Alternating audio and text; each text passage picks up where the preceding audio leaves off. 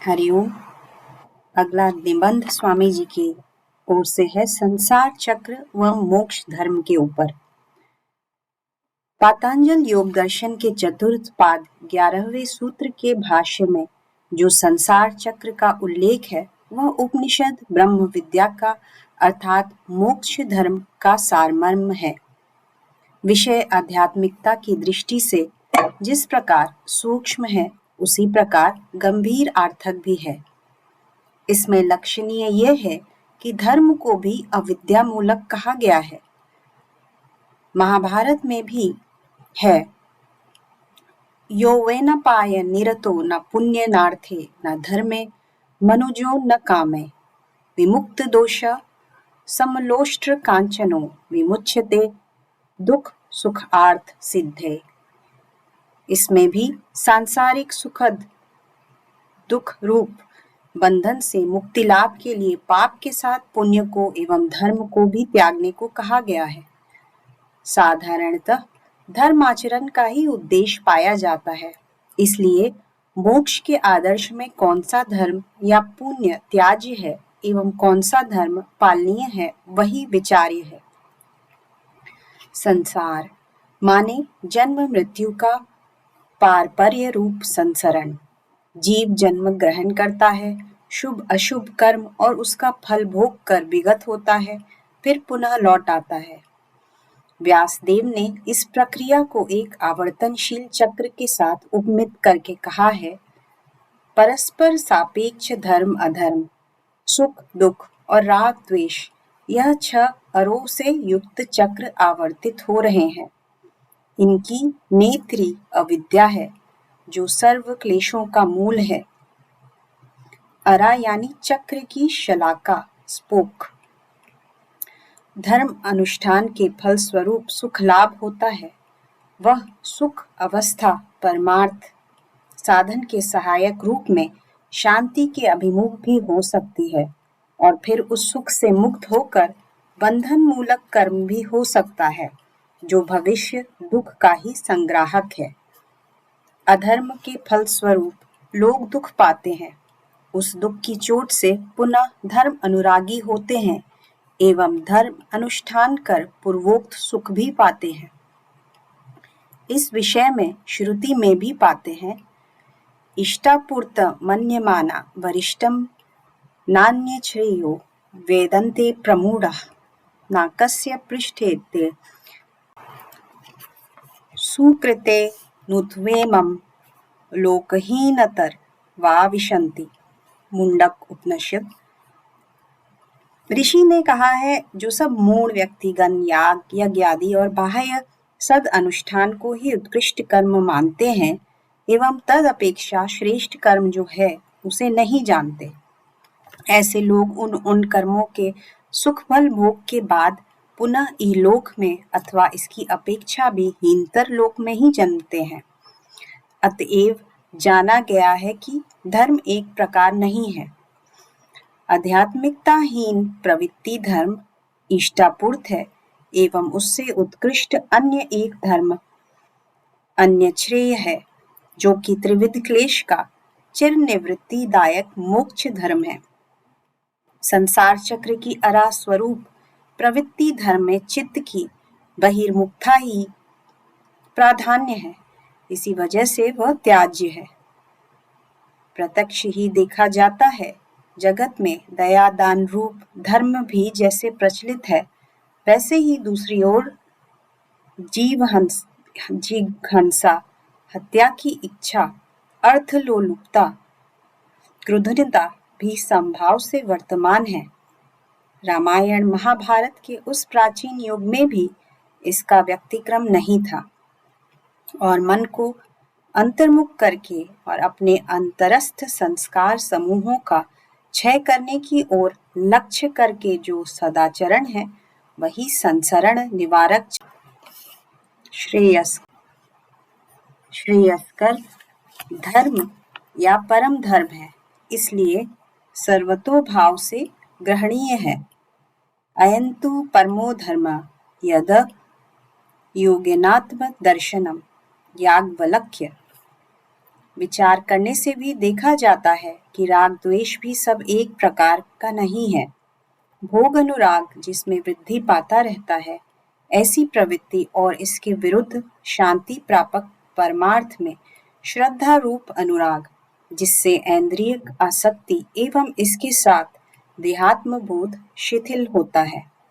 प्रथमोक्त राग मूलक आचरण से अनात्म में आत्मज्ञान, जिसको अस्मिता नामक अविद्या कहते हैं, वह दृढ़तर होती रहती है। इसके फलस्वरूप पुनर्देह धारण, जगत की अधीनता एवं त्रिताप को वरण करना होता है। यह अविद्यानाशी आर्ष व बौद्ध निर्वाणवाद का लक्ष्य है। द्वेष को भी दो भाग किया जा सकता है, जिससे विद्वेष बुद्धि तीव्रतर होती है। ऐसी प्रवृत्ति एवं द्वेष जनित मनोवृत्तियां परम दुखदायक हैं एवं अतएव अत्यंत ही हेय हैं। यह अंतर में उपलब्धि करके उसमें विद्वेष या विराग करना। इस विषय में शांति पारमिता में शांतिदेव की उक्ति उल्लेख योग्य है। द्वेषे देशो अस्तु में वरम, अर्थात द्वेष के ऊपर ही मानो मेरा विद्वेष हो। द्वेष जनित दुख पाते रहने पर भी उसे पोषण कर रखना मनस्तत्व की एक पहेली है, जो तमो अभिभूत बुद्धिमों का ही फल है। योग दर्शन के द्वितीय पाद पंचम सूत्र के भास्वती में है, द्वेष जम ईर्ष्यादिकम संतापकरमपि अनुकूलतया उपन्हन्ति द्वेषिणो जनाः, अर्थात द्वेषज ईर्ष्यादि दुखद होने पर भी विद्वेष परायण लोग उसे ही अनुकूल मानकर अंतर में पोषण करते हैं। इस संसार चक्र से विनिमुक्त होने के उपाय स्वरूप मोक्ष धर्म संबंध में गीता कहती है, मनुष्याणाम सहेस्त्रषु कश्विद यथार्थ सिद्धये।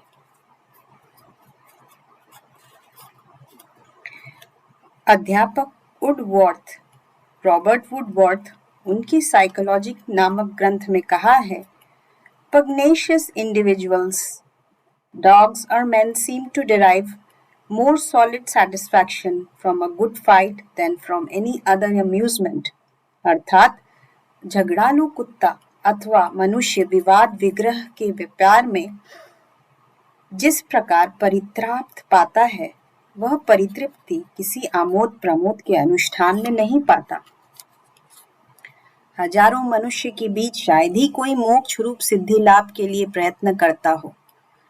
अत्यंत विरल होने पर भी यथार्थ आध्यात्मिक साधन परायण महापुरुषों का आविर्भाव होता है, जो इस ब्रह्म विद्या के स्निग्ध उज्ज्वल उदाहरण स्वरूप है। इनके द्वारा ही यह क्लिष्ट विशुद्ध जगत में सर्वजन कल्याण कर यह शांत ब्रह्मा विद्या संजीवित है। उनके आदर्श व शिक्षा में अनुप्राणित होकर जो उनके अनुचारी होंगे, वही शांति लाभ करेंगे। उसके आंशिक आचरण से आंशिक फल ही पाया जाता है। इस संपर्क में समतव्य है कि एक स्वकीय अपने ही आचरण व उपदेश के द्वारा अन्य श्रद्धालु को शांति पथ का निर्देश ही दे सकते हैं एवं देते रहते हैं। वही महामानव का महादान है, किंतु वह पथ अतिक्रमण करना होगा स्वयं को। इस विषय में गीता की उक्ति है, उद्धरेदात्मना आत्मनम न आत्मनं मवसादेयत आत्मेव हा आत्मनो बंधुरा आत्मे रिपुरा आत्मनः। अर्थात अपने प्रयास के द्वारा ही अपने को उद्धार करना होगा। अपने को अधपतित मत करना। स्वकर्म अनुयायी अपने ही अपना बंधु एवं अपना ही शत्रु। भगवान बुद्ध भी वही एक बात कहते हैं, अतः ही अतनो नाथो को ही नाथो परोसिया धम्मपद। उन्होंने स्पष्ट ही कहा है, स्वयं ही अपना नाथ या नियंता हो, उसके भिन्न अन्य और नाथ कौन है? मोक्ष विद्या का मूल वचन ये है कि मैत्री, करुणा, अहिंसा, सत्य आदि शील सदाचार अवश्य पालनीय है, लेकिन आत्म विस्मृत होकर नहीं। उस शील सदाचार से मानो जैसे देहात्म बोध की शिथिलता कारक आध्यात्मिकता का अनुप्रवेश बना रहे, जिसकी परिसमाप्ति निस्त्रैगुण्य आत्मस्थता रूप शाश्वती शांति में है।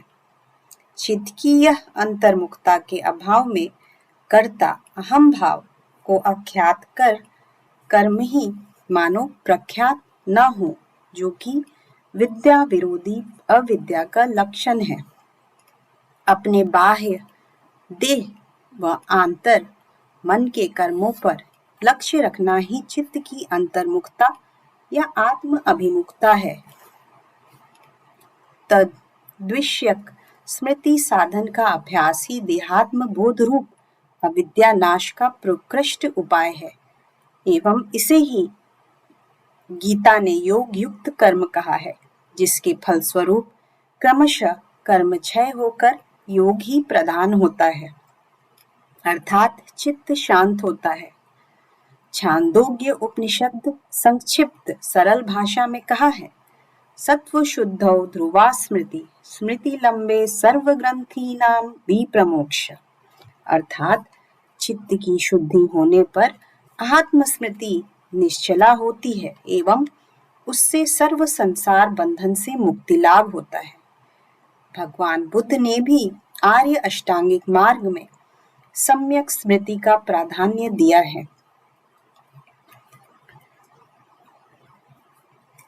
योगाचार्य श्रीमद स्वामी हरिहरानंद आर्य जी द्वारा प्रणीत योग दर्शन में एवं ज्ञान योग नामक प्रकरण में यह विषय विशद रूप में वर्णित है।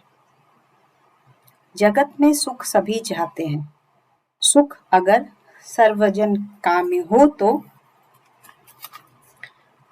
प्रश्न होगा कौन सा सुख श्रेष्ठ है? इसका एकमात्र उत्तर है, जो सुख सर्वकाल स्थायी है वही दुख का चिर निवृत्ति रूप मोक्ष या शाश्वती शांति सुख है। ठीक ठीक भाषा में प्रकाश नहीं कर पाने पर भी सभी जीवों की ही अंतर्निहित वही एक कामना है, यद्यपि कर्म करता है अपने ही प्रवृत्ति के वश होकर। देश काल अतीत यह मोक्षावस्था एकाएक लाभ करना संभव नहीं है, फिर भी उसका साधन प्रारंभ करना एवं साधन अनुयायी फल लाभ करना दुसाध्य नहीं है। परमार्थिक विशुद्ध ज्ञान के द्वारा शक्तिमान होकर पूर्वोक्त स्मृति रक्षा के अभ्यास से मन को अंतर्मुख या आत्म अभिमुख रखने से साधक का चित्त क्रमशः सात्विक शांत भाव में मंडित होता रहेगा एवं जन्मांतर में वे उन्नतर लोक में आविर्भूत होंगे, जहां बाह्य बाधा स्वल्पतर है, इसमें कोई संदेह नहीं है। इस प्रकार से ही मुमुक्षु साधकों की ऊर्ध्व गति होती रहती है। उपनिषद आदि शास्त्र में इस प्रकार विवरण ही पाया जाता है एवं वह सम्यक युक्ति सिद्ध है। चित्त की यह मुक्ता ना रहने से अविद्या ग्रस्त जीव का संसार चक्र चीर आवर्तन अव्याहत या अंतहीन ही रहेगा। विख्यात फ्रांस देशीय दार्शनिक पैस्कल ब्लेस पैस्कल ने कहा है, All desire to be happy. This general rule is without exception. Whatever variety there may be in the means employed, there is but one end universally pursued. This is the sole motive to every action of every person, and even of such as most unnaturally become their own executioners. अर्थात सभी सुखी होना चाहते हैं।